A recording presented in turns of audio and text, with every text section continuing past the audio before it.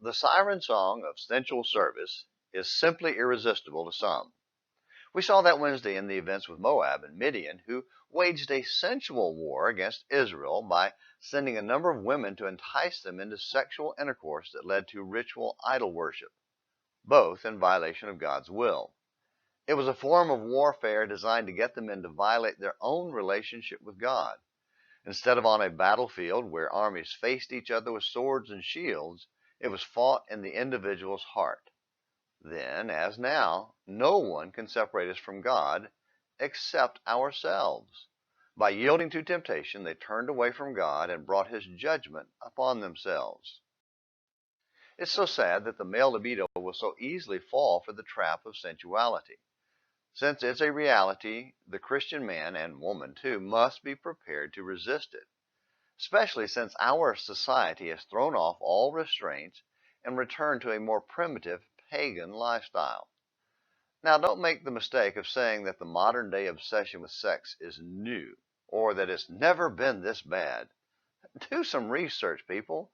Look at the world outside of the U.S. You will quickly learn that it not only has been worse and can get worse, but in many places across the world it is much, much worse.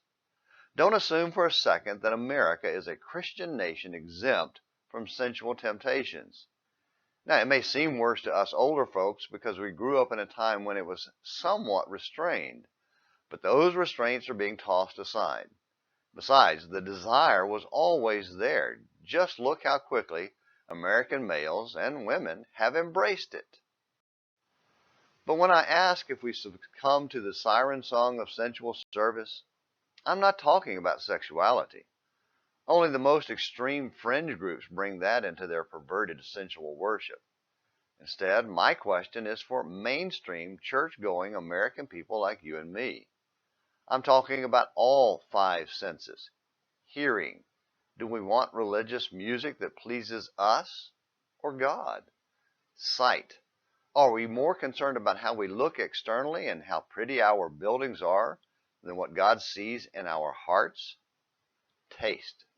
Do we want the Lord's Supper to be more about the size of the portion than the heart in communion with God?